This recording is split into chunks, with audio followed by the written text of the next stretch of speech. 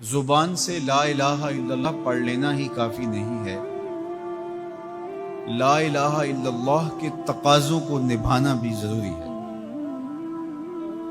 جب ہم یہ کہہ لیتے ہیں کہ ہم نے لا الہ الا اللہ محمد رسول اللہ پڑھ لیا، تو پھر اس کا مطلب یہ ہے کہ ہم دائرہ دین میں داخل ہوئے، اب ہماری اپنی خواہشات، آرزوئیں اور تمنائیں نہیں رہیں گی، دین جو ہمیں تلقین کرے گا وہی ہمارا طرز زندگی ہوگا۔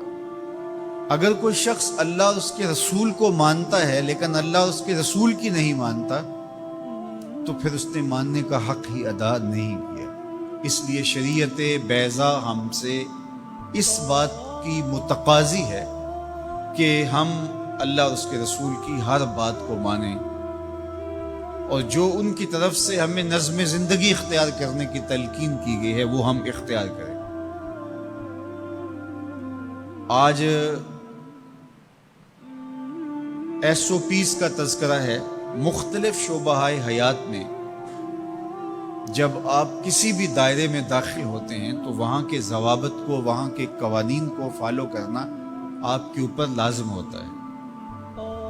آپ شہری ہیں پاکستان کے، لیکن آپ کو کسی ملک میں سفر کرنا ہوتا ہے، تو جتنی دیر تک آپ وہاں رہتے ہیں تو آپ کو قوانین ان کے فالو کرنے ہوتے ہیں، ان کے ضوابط کے مطابق آپ کو وقت گزارنا ہوتا ہے۔ تو یہ بات اچھی طرح سے ذہن میں رکھیے گا کہ اسلام صرف اعتقادات کا نام ہی نہیں ہے، بلکہ یہ ہماری مکمل معاشرتی زندگی، ہماری مکمل اقتصادی زندگی، ہماری اخلاقی اقدار، ہماری تقویم، ہمارے رسوم و رواج، طرز معاشرت، ایک ایک چیز میں اسلام کامل، اکمل اور مکمل رہنمائی دیتا ہے۔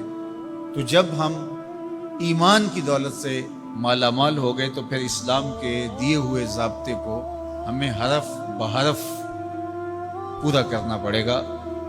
تو جو شخص اسلام کے دیے گئے اصول و ضوابط کے مطابق زندگی گزارتا ہے اور صالح اعمال اس کی زندگی کا شعار بن جاتا ہے، تو پھر اللہ اس کو صلہ کیا دیتا ہے؟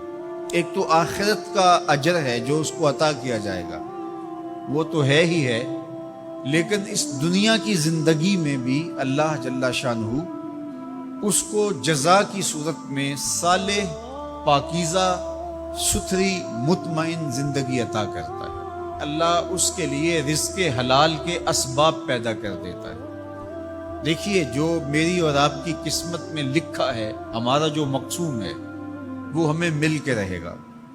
جب بچہ شکم مادر میں 120 دن کا ہوتا ہے، صحیح حدیث میں آتا ہے کہ اس کا رزق بھی لکھ دیا جاتا ہے، اس کی عمر بھی لکھ دی جاتی ہے، اس کا شقی و سعید ہونا بھی لکھ دیا جاتا ہے۔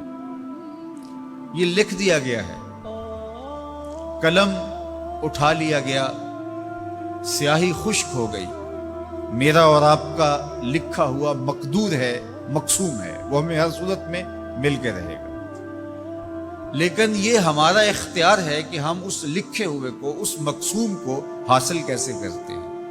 بذریعہ حلال حاصل کرتے ہیں یا بذریعہ حرام حاصل کرتے ہیں، تو یہ انسان پہ چھوڑا گیا ہے۔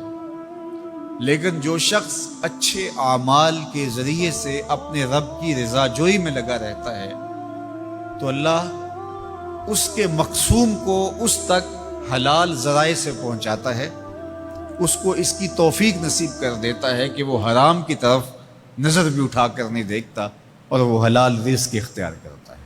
تو جو اچھے اعمال کرنے لگتا ہے، اللہ اس کے لیے ایسے راہ کشادہ کر دیتا ہے کہ اس کو نیکی کی توفیق دیتا ہے اور گناہوں سے اس کو محفوظ رکھتا ہے، اس کے لیے اسباب مہیا کر دیتا ہے۔